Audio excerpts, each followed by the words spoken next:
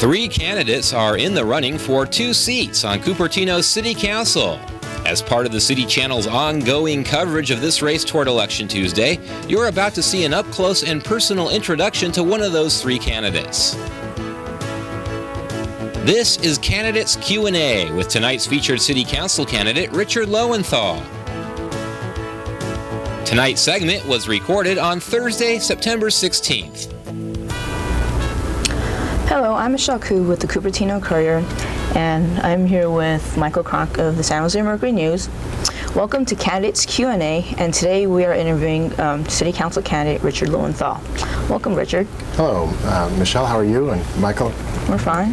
Thanks for being here today. No, thank you for being here today. I know you've been doing a lot of work recently with the Bicycle Pedestrian Advisory Committee, and we were just interested in finding out a little bit about what you're doing as far as the committee is going. Well, I think the committee has been really productive, and I'm happy to be a part of it. At the end of last year, we passed the county's first bicycle transportation plan, which is good. It opens the door for funding for the city for bicycle projects, and plus gives us a roadmap for what we can do for bicyclists in Cupertino. Then this year we kicked off a pedestrian plan for the city, which again will be a first for the county, and we've got that funded to do that plan, and we're off and finding projects that'll increase the walkability of Cupertino and get more people walking and few out of their cars. So I'm excited about that. It's a great committee. Everybody works really hard on the committee, and there's been support from the community, and I think we're an asset to Cupertino. Richard, in your candidate statement, you had talked about the general area of community retail, and in it you said you wanted a quote downtown unquote experience in Cupertino. Right. Can you be a little more specific in exactly what do you mean by that, and are you referring to a specific area of the city? I can sure. I'd love to expand on that a little bit. You know, when you live in Cupertino, you don't have many options for doing things. It's a great place to live, but if you want to go shopping, you go to Valley Fair. If you want to stroll around and get a cup of coffee, you go to Los Gatos or Saratoga. If you want to go on a trail, you go up to San Antonio Park. And I think we need more to do here in Cupertino, and I'd like to start down that path with a focus on some kind of a downtown experience. Now, we'll never have the tree-lined street with diagonal parking that a lot of our neighboring towns have. It's not the way Cupertino started, and we're not going to have that. People have explored it, and it hasn't been feasible for the city.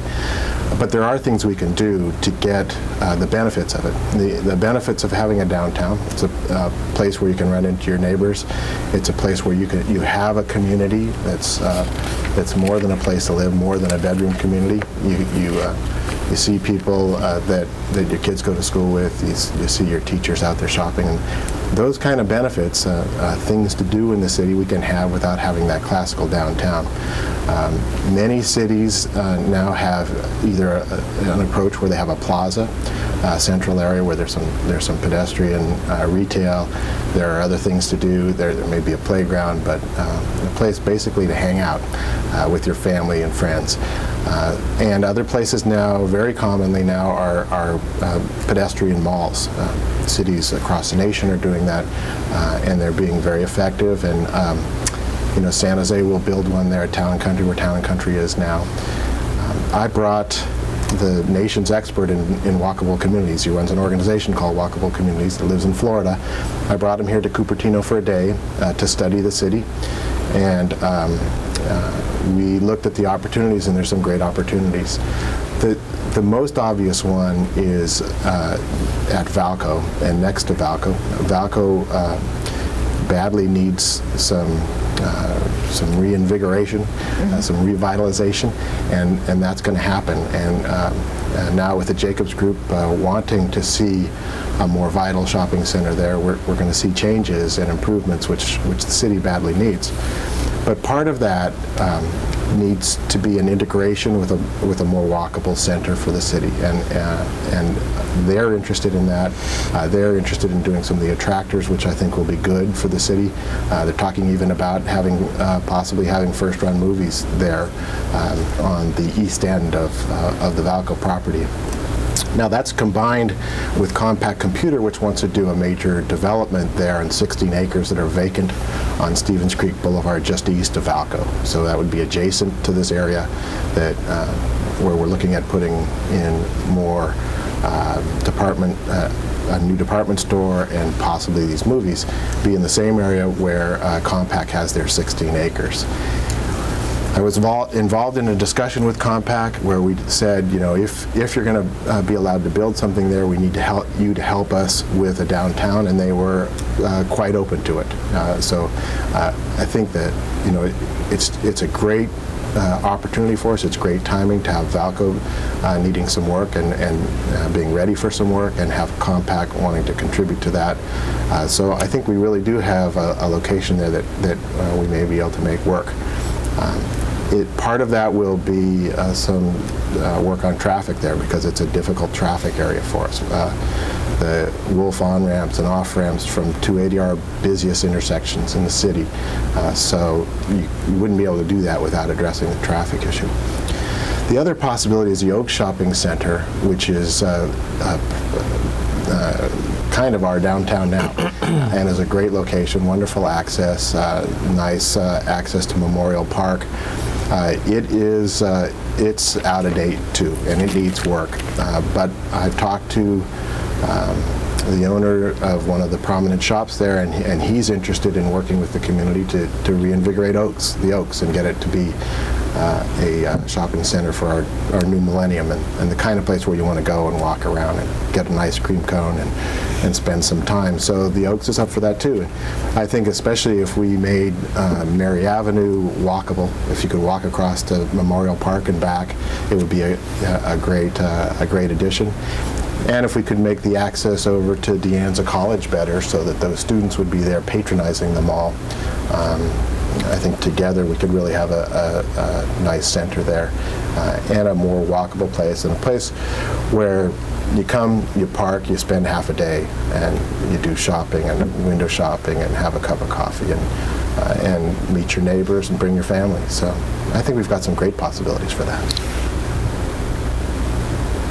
All right. Well, the city, as you know, is in the middle of some capital projects. The main one, Big ones. The main one that a lot of people are focusing on currently is the library. What should be done? Should it be just remodeled, or should it be reconstructed, make a new one on the open field, or possibly take up part of their parking and then create an integrated plaza between City Hall, the new library, and what would it be, the existing building? At the recent forum, there seemed to be some controversy with people who were favoring building on the open field, which initially the city council direction was to go towards taking up part of the parking.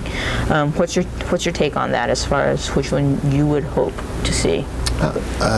You know, I guess I'd like to go back a little bit on the progress of the library. A couple of things I think have gone wrong in the planning process for the library. One is that the discussion that we had, I was at the forum, the discussion there didn't really start on services and sort of go from services to why we need more library space. It said there's a service issue, and it talked about building a new library, but the connection between the two is not very clear at this point for people.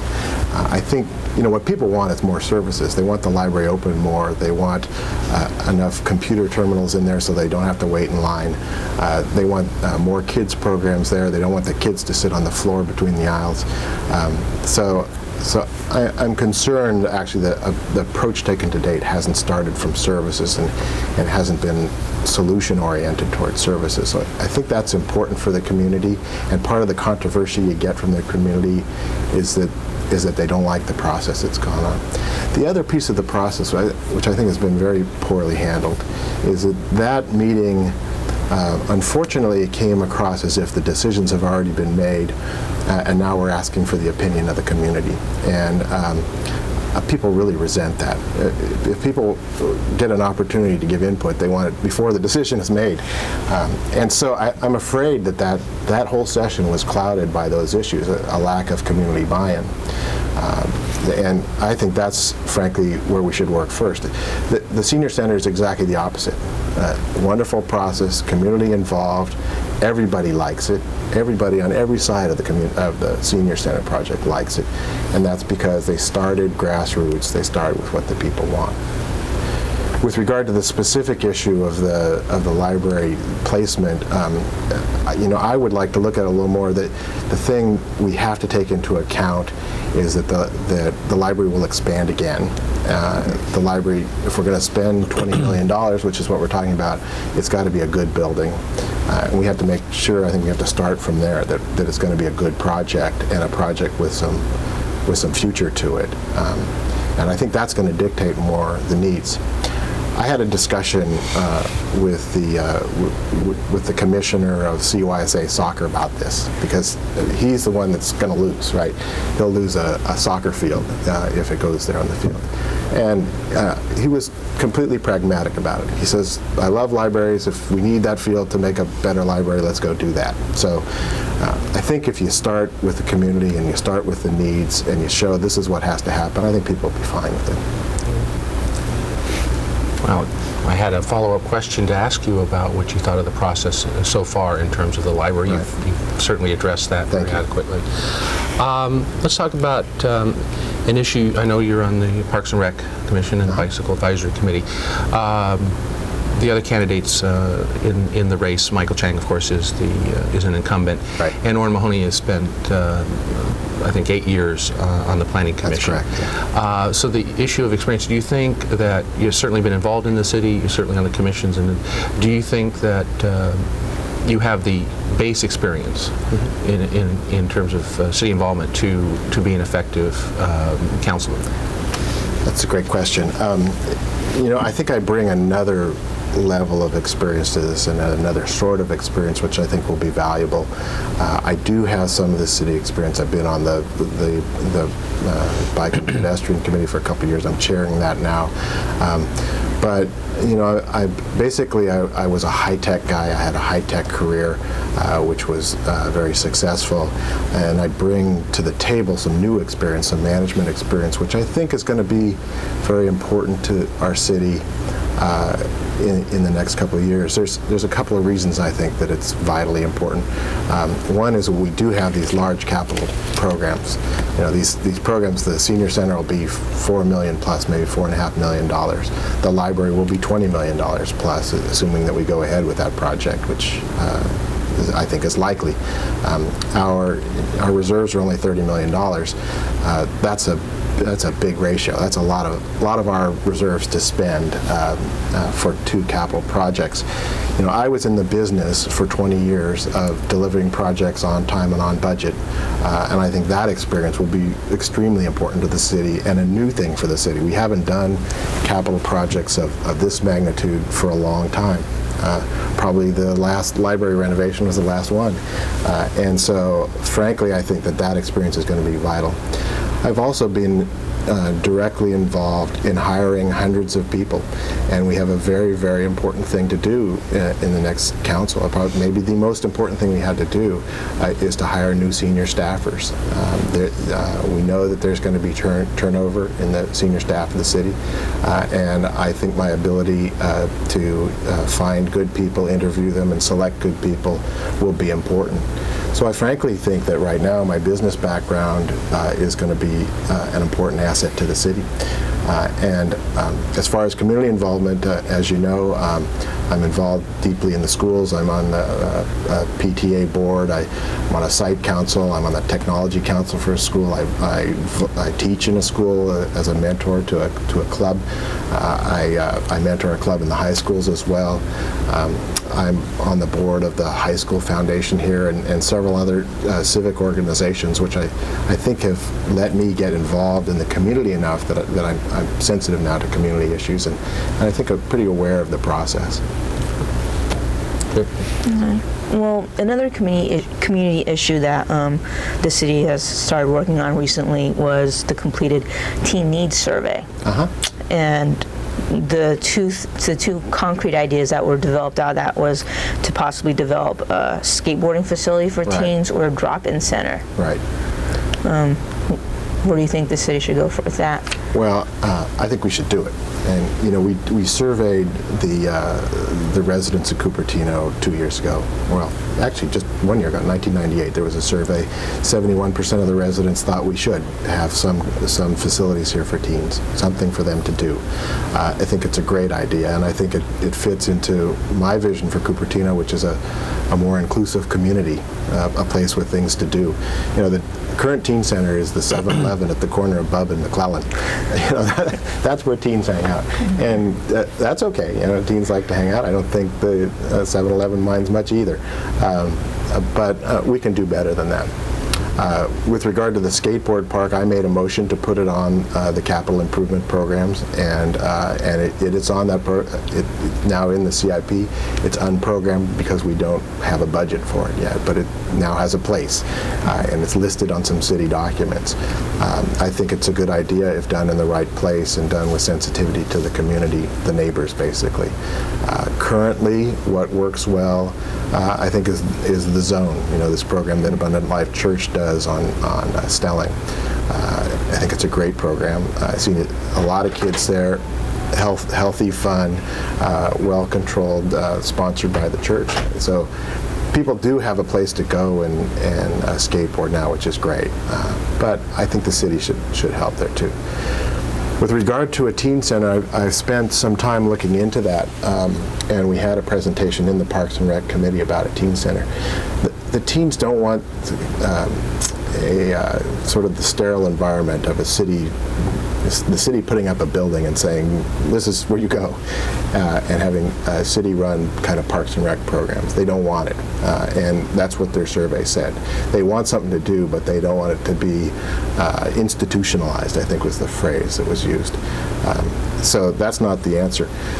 I like the program that they've got going on down in Sunnyvale now. It's called the Fish Bowl, and I don't know if you're aware of it, but a great story is there at the Fish Bowl. But basically what's happening is there's an agreement with a local cafe, a bakery, to stay open Saturday nights and let the kids come. They bring kids bands who perform for free. The kids like listening to their peers play music, and the kids just hang out and have coffee and play some games and eat. And it's informal, like they like. It's downtown. It's not some institutionalized place to go, and it's a place they might go into anyway. And it's very, very popular. It's oversubscribed. It's doing really well in Sunnyvale, and I think it's a great model. I think we should look at that model. I would want to push for that. I think it's the kind of thing you can do easy. It's good for the merchant, and it's a low-key way to get into this without spending a lot of money. We don't have to build a building to do that. We have other possibilities. I mean, presuming that we build a new library building, we'll have the old library building to think about to use that way. But I'd be cautious about that because we don't want something that isn't what the teenagers are asking for. They're just asking for a place to hang out. Well, we've covered some ground here. We've covered the library, Falco, compact property on Stevens Creek, all important issues. Beyond that, what, in your view, are the more compelling issues facing Cupertino in the next year or two, or in the immediate future? Traffic, protection of neighborhoods, affordable housing. What are, in your view, the issues that really need to be looked at and dealt with? Yeah, I think we actually have a new one on the agenda, which has not heretofore been the city's business, which has to do with the schools. Cupertino is known for its great schools, and many people here, me for one, came here for the schools. And the public schools are just great, and they turn out excellent students who do great as they move on. But we're having a problem now, basically in teacher retention, and I think it's a serious problem for the city. The identity of the city is is really wrapped up in good schools. It's high tech and good schools. It's kind of our current identity, and so I think anything that goes to threaten good schools, I think we need to help. And in the past, it's been the business of the school boards. Now I think the city needs to come to their aid and have programs here to work on teacher retention. That's the primary issue. There's a couple related education issues there. I think that the city should take a stand on AB 121. AB 121 is an equalization bill that will increase our funding. The Cupertino School District, as wonderful it is the lowest funded district in the county, fourth lowest in the state, and we have very, very high cost of living. The equation doesn't add up. And I think we should fight for it. And I've written letters to the editor, and I've written letters and called my assemblyman encouraging a yes vote on AB 121 to get us a more fair share of our funding here in the Cupertino School District. There are other things we can do on teacher retention. There's a great program down in San Jose where because the city stands behind teachers that want to rent, the deposit and the last month's rent is 1/10 what it would otherwise be regulated to. So the teachers in San Jose that want to move into a rental, it's just much, much easier than it is here because they're helping. And it's not costing the city any money. It's just them standing behind the teachers. I think we should have programs like that. So teacher retention, I think I'd put high on the list.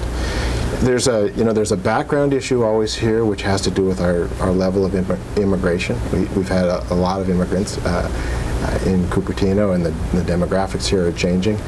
I think it's something that we should always work on, but I think we're being very effective, frankly, at working on it. It's a matter of a lot of communication and some patience to do with that level of change. Okay, well, turning our attention real quick to the city finances, sales tax dollars is how the city gets most of its money, and we had already talked about how renovating Valco and redeveloping it might help it that way. Recently, the city did approve a way to generate more sales tax by promoting that companies set up their internet sites in the city. Although there's been some discussion about about how effective that will be, since the city will end up sharing some of the new dollars back with the company. What are your thoughts on that? I think it's a good idea. I'm completely in support of it. And I just kind of look forward to keeping up the leadership that Wally has provided to the city, both from his high-tech background, which I think I can continue with, and his networking background, which I've got. So I look forward to keeping the city current on what we need to do to be competitive in the world of internet commerce. Internet commerce, whether you like it or dislike it, it's here, and it's eating into other retail business for us. And frankly, we have to ensure our revenue sources. The city can't provide the wonderful services it provides now without revenue sources.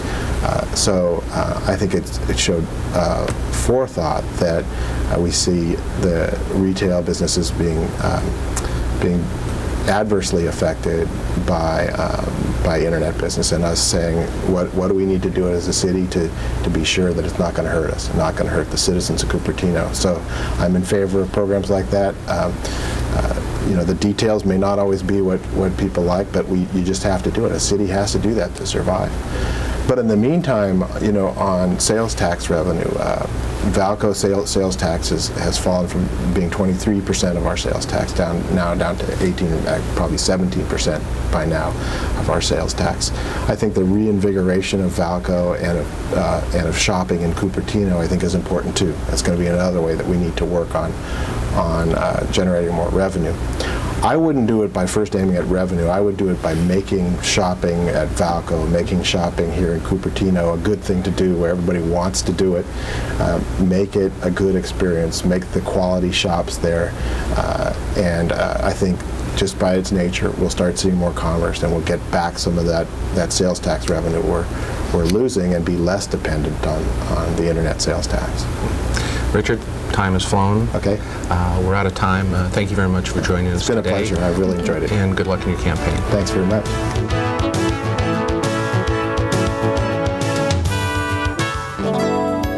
Election Tuesday is November 2nd. Please vote for the 2 candidates best suited to serve on Cupertino City Council. For a complete listing of election programs, their dates and times, pick up a free copy of the City Channel program schedule available at these locations, or log on to the city's website at www.cupertino.org. And keep watching the City Channel for more special City Council election programming.